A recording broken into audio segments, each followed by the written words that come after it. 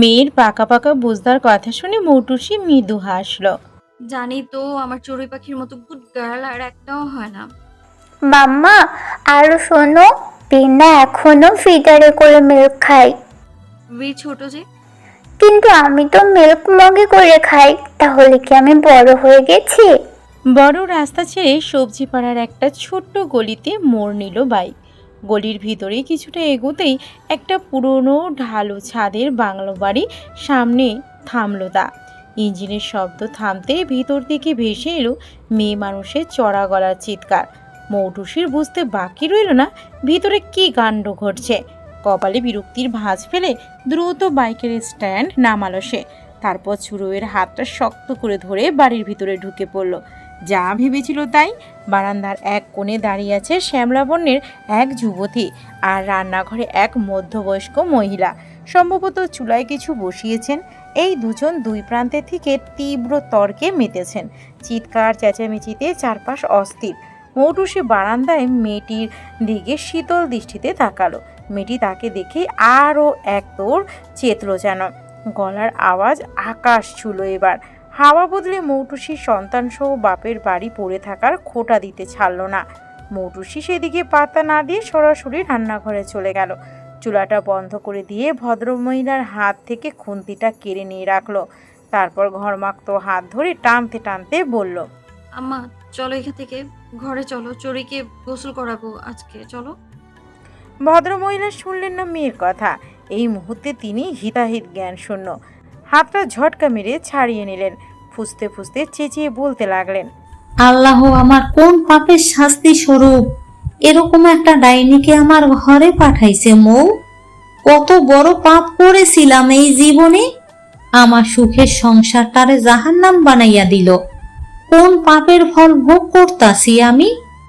বাইরে দাঁড়িয়ে থাকা যুবতীও চেঁচিয়ে পাল্টা প্রত্যুত্তর দিতে ছাড়ল না। মৌটুসি সেদিকে কান না দিয়ে ফের মায়ের হাত ধরে টেনে ঘরের দিকে নিয়ে যেতে যেতে কঠিন গলায় বলল, যখন সব জানো বোঝো তখন জবাব দিতে যাও কেন? কুকুর গু চাটছে কারণ ওটা তার স্বভাব, সে কুকুর, কিন্তু তুমিও কি তাল মিলিয়ে তার সাথে গু চাটবে, নাকি নাক ছিটকে চুপচাপ সেখান থেকে চলে আসবে, কোনটা? মৌটুসি ভদ্রমহিলাকে টেনে ঘরে নিয়ে খাটের উপর বসিয়ে দিল। শীতের মধ্যেও ঘামছেন তিনি। উত্তেজিত হওয়ার ফলে নিঃশ্বাস নিতে কষ্ট হচ্ছে। মৌটুসি ফ্যানটা আস্তে করে ছেড়ে মায়ের পাশে এসে বসলো। পিঠে হাত বুলিয়ে শান্ত স্বরে বুঝিয়ে বলল, তোমাকে আর কতবার কিভাবে বুঝালে নিজেকে সামলাতে শিখবে আম্মা? হাই প্রেসারে রোগী তুমি, উত্তেজিত হয়ে এভাবে চিৎকার চেঁচামেচি করলে কি হতে পারে জানো? ভদ্রমহিলা এক বুক দীর্ঘশ্বাস আর কষ্ট চেপে রাখতে পারলেন না। আঁচল দিয়ে চোখ মুছে ডুকরে উঠলেন তিনি। আমার সংসারটা ধ্বংস করে দিল রে মা। আমার সুখ, আমার ছেলে সব কেড়ে নিল ওই ডাইনিটা। মৌটুসি মাকে শক্ত করে বুকে জড়িয়ে নিল। সংসারের এই তিক্ততা, এই নিত্যদিনের হাহাকার যেন তাদের জীবনের এক অবিচ্ছেদ্য অংশ হয়ে দাঁড়িয়েছে। চড়ুই ততক্ষণে লক্ষ্মী মেয়ের মতো নিজের ছোট্ট ছোট্ট কাজগুলো গুছিয়ে নিয়েছে। এই রকম পরিস্থিতিতে সে অভ্যস্ত। নানিমণি আর মামিমার মাঝে এইসব নতুন কিছু নয়। সে জানে এই সময় নানিমণির মেজাজ গরম থাকে। তাই কোনো শব্দ না করে নিজের স্কুল ব্যাগ গুছিয়ে শীতের ভারী কাপড়গুলো ছেড়ে পাতলা পায়জামা ফতুয়া পরে নিয়েছে। এখন সে খাটের এক কোণে একেবারে পা গুটিয়ে বাবু হয়ে বসে আছে সে। মৌটুসি মাকে ছেড়ে দিয়ে উঠে দাঁড়ালো। আম্মা, আমাকে যেতে হবে, দেরি হয়ে যাচ্ছে। রোদ উঠেছে, চড়ুইকে গোসল করিয়ে দাও। আর ওই মহিলার সাথে একটাও কথা বলবে না, বাকিটা আমি রাতে এসে শুনছি। তারপর চুড়োইয়ের উদ্দেশ্যে বলল, চড়ুই পাখি নানিমণির সব কথা শুনবে, ঠিক আছে? বিরক্ত করবে না একদম তাকে। চড়ুই বাধ্য মেয়ের মতো মাথা কাত করে বলল, আচ্ছা মাম্মা। মৌটুসি ঘর থেকে বেরিয়ে বারান্দা পেরিয়ে পাশের ঘরের দরজার কাছে গেল। মেহরুন এখনও রান্নাঘরে নিজের মতো চিল্লাপাল্লা করেই যাচ্ছে। সাথে ধূপ ধাপ করে হাঁড়ি পাতিল ঘাড়ছে, রাখছে, আবার প্রয়োজনের টান নিচ্ছে। মৌটুসি বরাবরের মতোই তাকে এড়িয়ে ভেজানো দরজাটা অল্প খুলে উকি দিল ভিতরে। দরজার সরাসরি বিছানার উপর শুয়ে আছেন মধ্যবয়স্ক ছামাদারে। গত 2 বছর যাবৎ বিছানার সাথে শয্যাশায়ী তিনি। বিছানাই এখন তার পৃথিবী। শরীরের বাঁ পাশটা অবশ নিথর, মুখটা একদিকে বেঁকে যাওয়ায় কথা বলতেও এখন ভীষণ কষ্ট হয়। অস্পষ্ট শোনায় বাক্যগুলো। দরজা খোলার মৃদু শব্দে ছামাদ আলী ধীর গতিতে মাথা ঘুরিয়ে তাকালেন। ভদ্রলোকের নিষ্পপ চোখে এক রাশ প্রশ্ন। মুখ দিয়ে অস্পষ্ট ভাঙা ভাঙা স্বরে বলতে চাইলেন, বাইরে কি হয়েছে আম্মা? মৌটুসে হাসি মুখে এগিয়ে গিয়ে বাবার রুক্ষ চুলে হাত বুলিয়ে দিয়ে বলল, তেমন কিছু না আব্বা, ভাবি আর আম্মার মাঝে একটু কথা কাটাকাটি হয়েছে আর কি। তুমি এসব নিয়ে চিন্তা করো না তো। ছামাদ আলী অসহায় দৃষ্টিতে মেয়ের পানে তাকিয়ে মৌসুমি জিজ্ঞেস করলো, ক্ষুধা লেগেছে আব্বা তোমার? আমি আম্মাকে বলে দিচ্ছি তোমাকে খাইয়ে দেবে। আমাকে আবার দোকানে যেতে হবে। ছামাদ আলী মাথা নাড়িয়ে বুঝালেন ক্ষুধা লাগেনি তার। মৌটুসি বলল, আচ্ছা তাহলে একটু পরেই খেও, আম্মা ফাঁকা হলে খাইয়ে দেবে, তখন আমি আসি। মৌটুসি চলে গেলেও লালবানু বেগম একই জায়গায় ঠাই বসে রইলেন। দৃষ্টি কোনো একদিকে স্থির ওনার। চড়ে উঠে গিয়ে ওয়ার্ড্রপের নিচের ড্রয়ার খুলে একটা ট্রাউজার আর ফুল হাতের গেঞ্জি বের করে নানির কাছে এসে মিষ্টি করে বলে, নানিমণি চলো গোসল করব। লালবানু বেগম শাড়ির আঁচল দিয়ে কপাল গলার ঘামটুকু মুছে চড়ুইকে নিয়ে ওয়াশরুমের দিকে চললেন। একতলায় এই বাড়িটি ইটের দেওয়াল বিশিষ্ট হলেও ওপরে টিন, মেঝে প্লাস্টার। 3 দিক ঘিরে 4 রুমের মাঝে 4 কোণা একটা ইট বিছানো আঙিনা। এক পাশে আধপাখা একটা রান্নাঘর, পাশেই একটা বড়সড় ওয়াশরুম। অন্য পাশটায় বাড়ির মূল দরজা। মৌটুসির এক বড় ভাই আছে, নাম রবিন। রবিনের আর মেহরুনের ঘরে 6-7 বছরের এক ছেলেও আছে, নাম মাসুম। বউ বাচ্চা নিয়ে এই বাড়িতেই থাকে রবিন, তবে হাড়ি আলাদা তাদের। একই ছাদের নিচে থাকলেও শাশুড়ি বৌমা একে অপরের সাথে কথা বলে না। শাশুড়িকে দেখে মুখ বাঁকিয়ে চলে মেহরুন। প্রায় গৃহস্থালির এটা ওটা নিয়ে ঝগড়া বিবাদ লেগেই থাকে তাদের মাঝে। জাবেদা বেগমও আবার একটু একরোখা, চুপ থেকে পরিস্থিতি মানিয়ে নিতে পারেন না। কথায় আছে, বউ গরম হলে শাশুড়িকে একটু নরম হতে হয়, কিন্তু উভয় পক্ষেই যখন গরম তখন সেখানে আগুন তো লাগবেই। ফুপুমণি, ড্রয়িং রুমে পা রাখতেই সোফার উপর আশাকে দেখে দরজা থেকেই আনন্দে আত্মহারা হয়ে সেদিকে ছুট লাগালো বীর। আশাও হাসি মুখে ভাইপোর দিকে হাত বাড়িয়ে কাছে আসতেই কোলে তুলে বসিয়ে নিল তাকে। গালি মুখে আদর দিতে দিতে জিজ্ঞেস করলো, আমার বীর সোনা, স্কুলে গিয়েছিলে বাবা? হ্যাঁ আমি এখন বড় হয়ে গেছি ফুপুমণি, এখন স্কুলে যাই আমি। আশা মুচকি এসে বীরের ফর্সা আদুরে গাল টেনে দিল। বোরাক শিকদারও এগিয়ে এলো তাদের দিকে। আশার পাশে বসে টিভি দেখতে থাকা 2-2.5 বছরের ভুবনের মাথায় হাত বুলিয়ে আদর করে বোনের দিকে তাকিয়ে বলল, হাসান ভাই আসেনি? না ভাইয়া, কটা দিন খুব ব্যস্ত, একেবারে এসে নিয়ে যাবে। আচ্ছা, কি খাবি খালাকে রান্না করতে বলিস, আর কিছু লাগলে সাফনকে বাজারে পাঠাবি। আচ্ছা সমস্যা নেই, আমি ম্যানেজ করে নিব। আর ও এখনো ফিরেনি? সিঁড়ি দিকে এগিয়ে যেতে যেতে বলল বোরাক।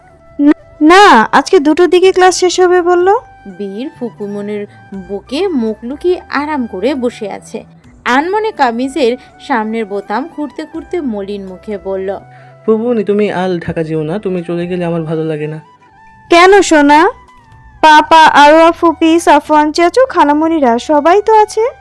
পাপা তো সারাদিন অফিসেই থাকে, খালামণিরা সবাই শুধু কাজ আর রান্নাই করে।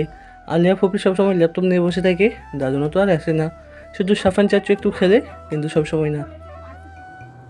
বীরের এই সরল স্বীকারোক্তিতে ওর ছোট্ট মনের একরাশ বিষণ্ণতার ছাপ স্পষ্ট। অথচ সেই ভারী ভারী কথাগুলো কি অবলীলাল না বলে দিল বাচ্চাটা। এই বিশাল শিকদার ম্যানশন, এত এত অভিজাত্য, অথচ সেই বাড়ির মধ্যমণি নিঃসঙ্কতায় কাতর। তাকে একটু আদরে আগলে রাখার কেউ নেই। আশায় স্তব্ধ হয়ে তাকিয়ে রইল বীরের মলিন মুখ পানে। কি বলবে সে? খানিক বাদে বীরকে আরও শক্ত করে নিজের সাথে জড়িয়ে নিল আশা, কিন্তু এইবারও কিছু বলতে পারল না। বীর নিজেই আবার বলে উঠল, তুমি আল চলে যাও না ফুপুমণি। আশা দীর্ঘশ্বাস ছাড়ল। এছাড়া তার আর কি বা করার আছে? তার নিজেরও তো সংসার আছে, স্বামী আছে, সন্তান আছে। তাদের ছেড়ে এখানে পড়ে থাকা সম্ভব নয় তার পক্ষেও। তবুও অন্তত বর্তমান সময়টুকু বীরকে খুশি করতে বা রাখতে বলল। আচ্ছা বাবা, যাব না। মিথ্যা এই আশ্বাসটুকু বীর সত্যি ভেবে বসলো।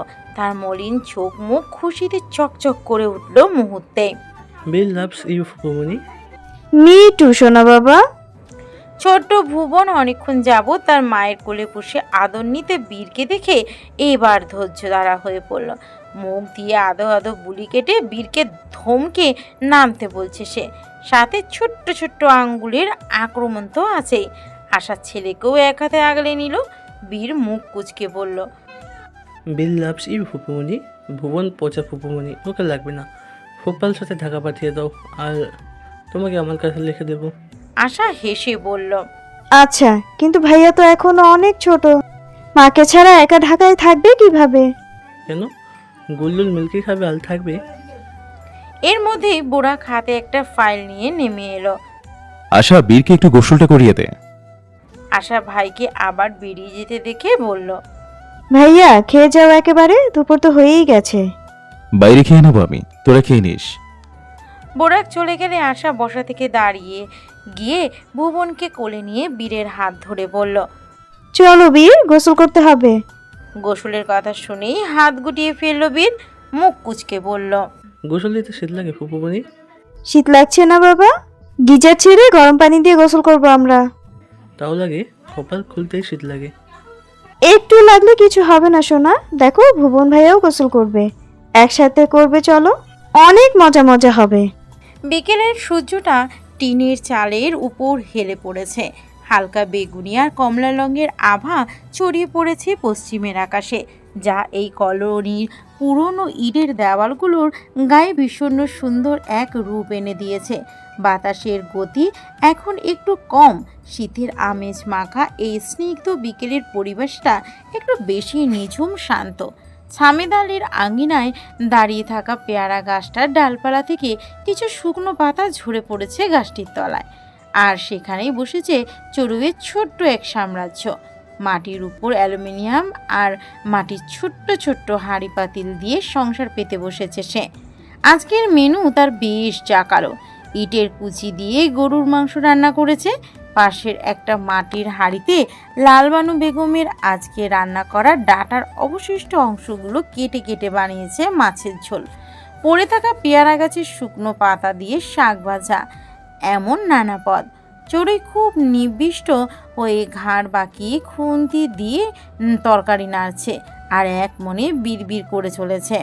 এই যে দিলাম একটু হলুদ, একটু ঝাল, এবার মাংসটা সিদ্ধ হোক। একেবারে যেন পৃথিবীর সেরা রাঁধুনি সে, সাথে এক নিবিষ্ট সংসারী বধুয়া। এমন সময় একজোড়া কালো স্যান্ডেল পরা নাদোষ নদোষ পা এগিয়ে অবলীলায় চড়ুইয়ের যত্ন করে রান্না করা মাংসের হাঁড়িটা লাথি মেরে উল্টে দিল। ইটের কুচিগুলি ছড়িয়ে পড়ল সব দিকে। চড়ুই ভ্রু কুচকে কৌতূহলী দৃষ্টিতে মাথা উঁচু করে তাকালো। সামনে দাঁড়িয়ে আছে মাসুম। ঠোঁট বেয়ে খিটখিটি তেরা হাসির ঝঙ্কার নামছে তার। শরীরটা বয়সের তুলনায় একটু বেশি হৃষ্টপুষ্ট হওয়ায় হাসির সাথে সাথে পুরো শরীর দুলে উঠেছে। সেই সাথে দুই হাতে বড়সড় দুটো ছানার মিষ্টি তার। মিষ্টির ঝোল গড়িয়ে পড়ছে হাতের কোণ বেয়ে। মুহূর্তে চড়ুইয়ের ফুরফুরে মনটা বিষিয়ে উঠল, চোয়াল শক্ত হয়ে এলো। রাগী কণ্ঠে এক প্রকার চেঁচিয়ে উঠল সে, এই, তুমি আমার খাবার ফেলে দিলে কেন? মাসুম চড়ুইয়ের কথায় পাত্তা না দেওয়ার ভঙ্গিতে ডান হাতের মিষ্টিটা মুখে পুড়ে মুখ বিকৃত করে চিবোতে লাগলো সে। চিবোতে চিবোতেই অস্পষ্ট স্বরে বলল। চড়ুই একইভাবে বসে রইল কিছুক্ষণ, তারপর মাটি থেকে ইটের কুচিগুলো হাঁড়িতে তুলে নিয়ে চট করে দাঁড়িয়ে পড়ল।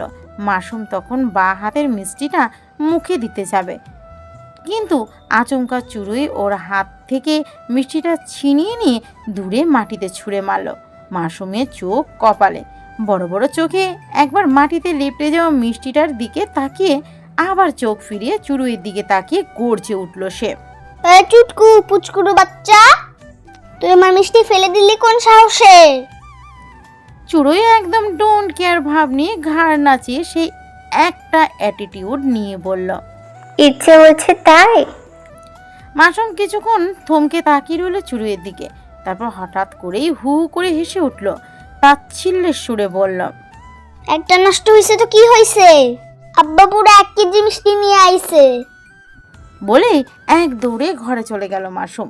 মিনিট খানেকের মাথায় পুরো মিষ্টির প্যাকেট নিয়ে চড়ুইয়ের সামনে এসে একটা একটা করে মুখে পুরে চড়ুইকে দেখিয়ে দেখিয়ে খেতে লাগলো। কিন্তু চড়ুইয়ের সেদিকে বিন্দুমাত্র খেয়াল নেই।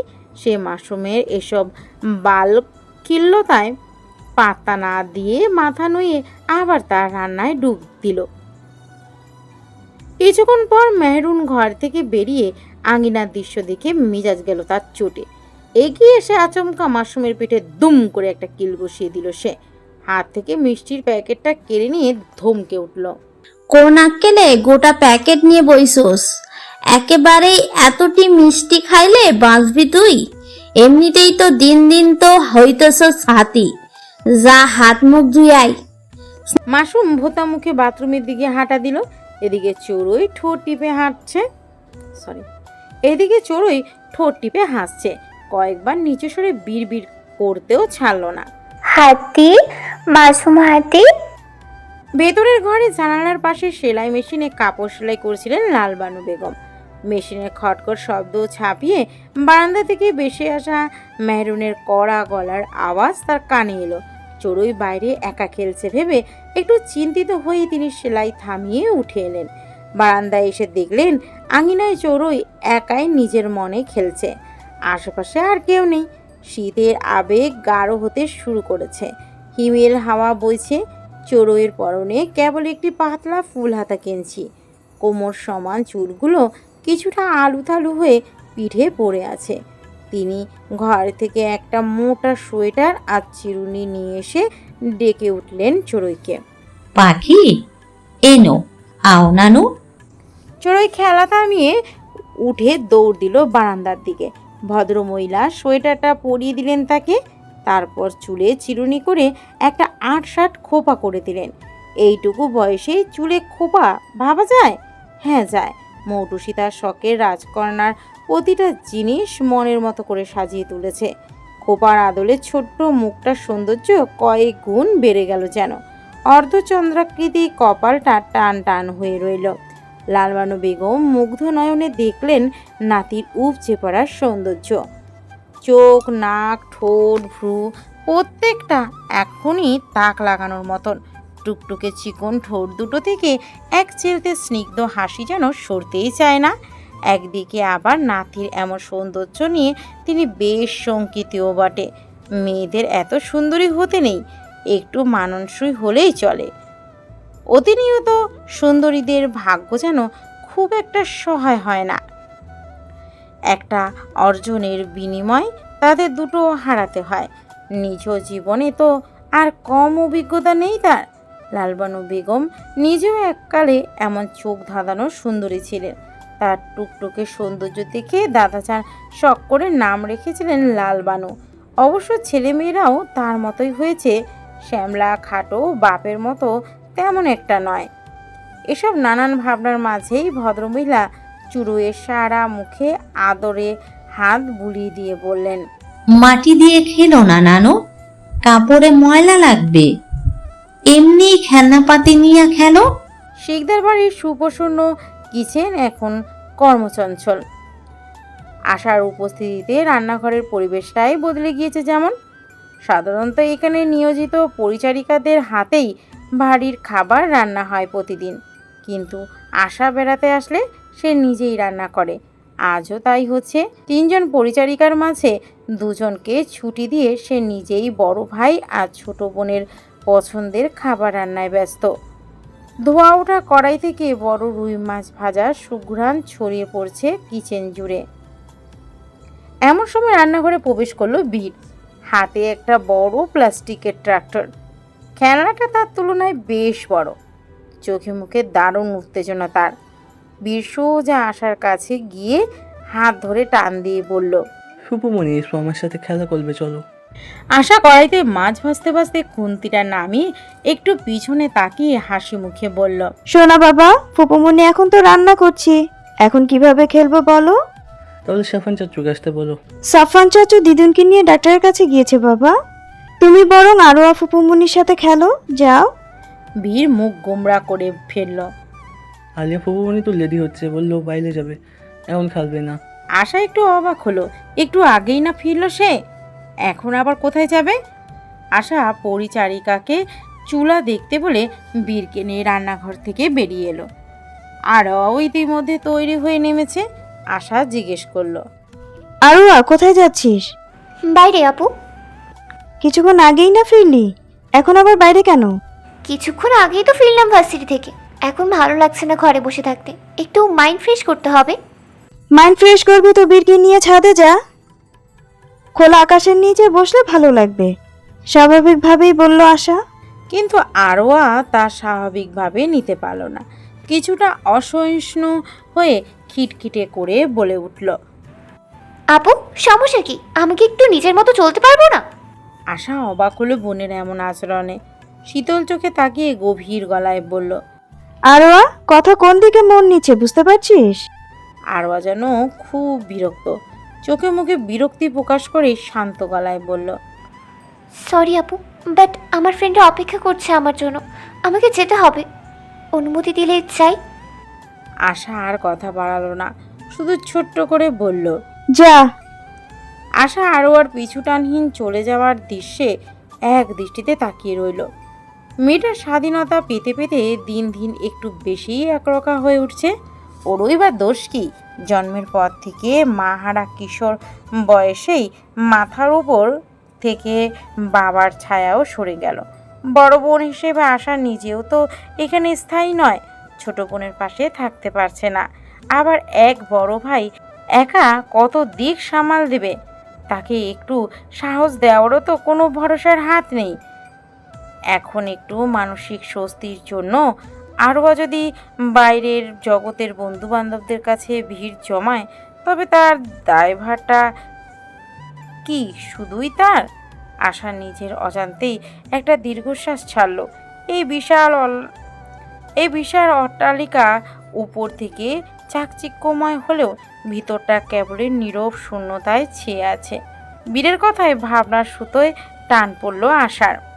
চাই আমি তাহলে ভুবনের সাথে খেলি।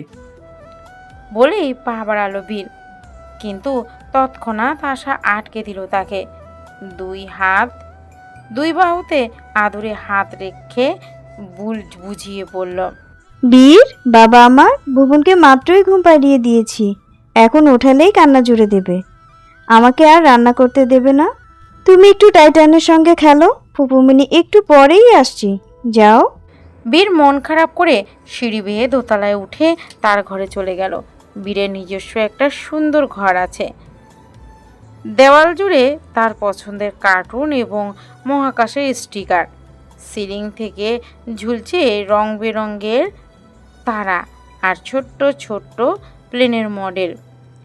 এছাড়া সারা ঘরের এখানে ওখানে ছড়িয়ে ছিটিয়ে আছে দেশি বিদেশি নানান খেলনা, সবথেকে বেশি রিমোট কন্ট্রোল প্লেন আর গাড়ি।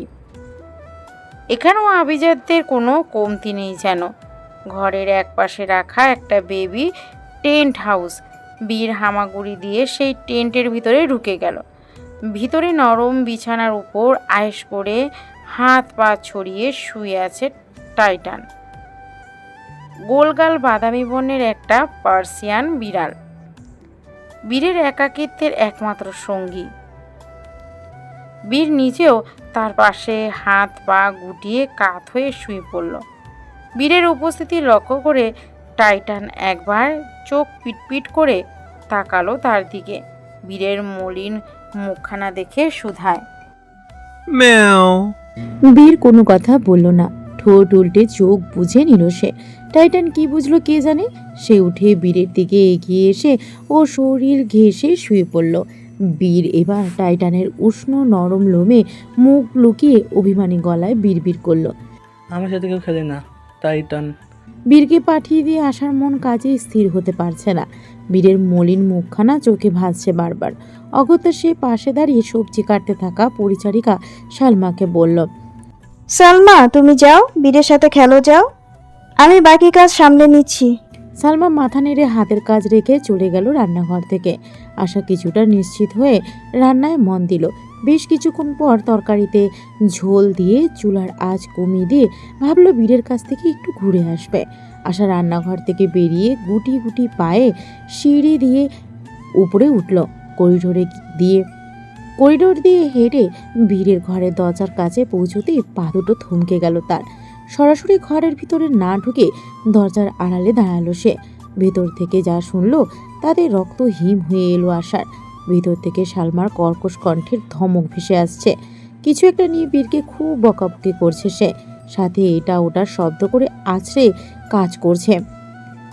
যেই আদরের রাজপুত্রের সাথে বাড়ির কেউ উঁচু গলায় একটা কথাও বলে না অবধি, তাকে কিনা এভাবে ধমকাচ্ছে বাড়ির সামান্য এক পরিচারিকা। এই কি তবে বীরের জগতের আসল রূপ? তাদের আদরের রাজপুত্র কি তবে এই নিঝুম বাড়ির চার দেয়ালের ভেতর প্রতিদিন এভাবেই বাজে ভঙ্গিতে শাসন আর অবহেলার মধ্য দিয়ে বড় হচ্ছে? সন্ধ্যা গড়িয়ে 6টা নাগাদ শোরুম থেকে বেরিয়ে কাঁচা বাজার হয়ে বাড়ির পথে রওনা হলো মৌটুসি। শীতের এই সময় সন্ধ্যাটা যেন একটু দ্রুতই নামে। চারিদিকে ঘন কুয়াশা, হালকা চাদর জমতে শুরু করেছে ইতিমধ্যে। এদিকে চুরুই হাত পা ধুয়ে বিছানার উপর বাবু হয়ে বসেছে। সামনে খোলা একটা বই, পিঠ সোজা করে ভ্রু কুঁচকে সে এমনভাবে বইয়ের পাতা উল্টাচ্ছে যে কেউ তাকে দেখে প্রথম সারির অত্যন্ত মনোযোগী স্টুডেন্ট বলে ভাববে। অথচ পড়াশোনার পড়াও না করে সে বইয়ের রঙিন ছবিগুলোতে মত্ত। পাতা উল্টে উল্টে ছবি দেখছে আর নিজের ভাষায় বিড়বিড় করে বর্ণনা দিচ্ছে সেগুলোর। এদিকে লালবানু বেগম নামাজ শেষ করে একটা ব্লাউজ আর সুই সুতার কৌটো নিয়ে খাটের পাশে দেওয়ালে হেলান দিয়ে মাটিতে বসে পড়লেন। বয়স হয়েছে, দৃষ্টি এখন আর আগের মতো স্বচ্ছ নয়। চশমাটা নাকের ডগায় বসিয়ে কয়েকবার ব্যর্থ চেষ্টার পর অবশেষে সুতাটা সুইয়ের ছিদ্র দিয়ে পার করতে সক্ষম হলেন তিনি। তারপর শুরু হয়ে গেল কাজ। সেলাই করা, নতুন ব্লাউজে বোতাম লাগানো। ভদ্রমহিলা বহু বছর ধরে এই সেলাই কাজ করে আসছেন। এলাকা দর্জি হিসেবে ভালো নামডাকও আছে তার। টেলার্সের থেকে মজুরি একটু কম রাখায় খদ্দেরের অভাব নেই। মাঝে মাঝে তো কাজের চাপে সিরিয়াল দিয়েও রাখা লাগে। তবে শুরুর দিকে শখের বসে যা শুরু করেছিলেন, এখন সংসারের হাল ধরতে সেটাই হয়ে দাঁড়িয়েছে মূল ভরসা। একসময় অবশ্য দিনগুলো এমন ছিল না। ছামেদারি পেশায় ছিলেন কারেন্ট মিস্ত্রি, তার রোজগারে অভাব ছিল না। বেশ সচ্ছলভাবে কেটে যেত তাদের সংসার। তখন লালবানুর এই সেলাই থেকে হওয়া আয় দিয়ে শখের বাড়তি খরচগুলো মিটে যেত। কিন্তু ভাগ্য যে কখন কোন মোড় নেবে তা কেউ জানে না। 2-3 বছর আগে এক ভয়াবহ দুর্ঘটনায় সব এলোমেলো হয়ে গেল। কাজ করতে গিয়ে বৈদ্যুতিক শর্ট সার্কিটে বড় একটা দুর্ঘটনার শিকার হন ছামেদ আলী। বহু কষ্টে তাকে মৃত্যুর দুয়ার থেকে ফিরিয়ে আনা সম্ভব হলেও শরীরের বাপাসটা চিরতরে অবশ হয়ে যায়। মুখের এক পাশ বেঁকে গেছে। দীর্ঘকাল ধরে তিনি এখন সম্পূর্ণরূপে শয্যাশায়ী এবং অক্ষম এক মানুষ। নিজের ছোট্ট কাজটুকু করার ক্ষমতাও আজ আর তার নেই। সেই দিন থেকেই শুরু হয়েছে তাদের নতুন করে জীবনযুদ্ধ। ছামেদ আলীর ব্যয়বহুল চিকিৎসা, ওষুধের খরচ, সংসারের খরচ, কত কিছু। কেবল এই সেলাইয়ের সামান্য টাকা দিয়ে এত কিছু সামলানো সম্ভব? সংসারে ঢুকে গেল ঋণ। সংসারের হাল ধরতে হলো মৌটুসিকেও। আয়ের উৎস হিসেবে টিউশনিকে বেছে নিয়েছিল সে। তবে কিছু দিক বিবেচনা করে মাস 3 আগে টিউশনি বাদ দিয়ে এই শোরুমে কাজটা নেওয়া। মৌটুসি ঘরে এসে ঢুকলো। এক হাতে বাজারের ব্যাগ, অন্য হাতটা ক্লান্তিতে কিছুটা ঝুলে আছে। তার ঘরে ঢোকার শব্দ পেতেই চড়ুই মাথা ঘুরিয়ে তাকালো দরজার দিকে। মৌটুসিকে দেখেই সে মাম্মা বলে উঠে খাট থেকে এক লাফে নেমে দৌড়ে গিয়ে মৌটুসির কোমর চাপটে ধরল। মৌটুসি বাজারের ব্যাগটা একপাশে নামিয়ে রেখে এক হাঁটু গেড়ে বসে পড়ল চুরুইয়ের সামনে। মেয়ের নাকে নাক ঘষে বলল, আমার মাম্মাটা কি করছিল? চুরুই গাল ভরে হেসে পড়ল। পড়াশোনা করছিল মাম্মা। মাশাআল্লাহ, তাহলে তো গিফট দিতে হয় চড়ুই পাখিকে। মৌটুসি এবার সোয়েটারের পকেট থেকে 2টো নক চকলেট ওয়েফার বের করে ধরল। কি এগুলো? চকলেট দেখেই চড়ুইয়ের ছোট্ট ছোট্ট চোখের কুচকুচে কালো মণিচোড়া হেসে উঠল যেন। সে ঠোঁট চেপে হাত বাড়িয়ে মৌটুসির হাত থেকে সেগুলো খপ করে লুফে নিল। তারপর ওর দিকে তাকিয়ে নিজ ভঙ্গিতে দুবার ভ্রু নাচালো। মৌটুসি হেসে ডানগাল এগিয়ে দিল। চড়ুই টুপ করে সেখানে চুমু খেলো। এবার মৌটুসি বাগালটাও এগিয়ে দিল, সেখানেও ঠোঁট ছুঁয়ে দিল চড়ুই। মৌটুসিও পাল্টা আদরে ভরি দিতে লাগলো চড়ুইয়ের সারা মুখ। যাও মাম্মা, বসে খাও, আমি হাত মুখ ধুয়ে আসি। চড়ুই মহাখুশিতে চকলেট নিয়ে ফের বিছানার দিকে ছুট দিল। মৌটুসি এবার লালবানু বেগমের দিকে তাকালো। ভদ্রমহিলা নিবিষ্ট মনে নিজ কাজ করে যাচ্ছেন। মৌটুসি কিছুটা শাসনের সুরে বলল,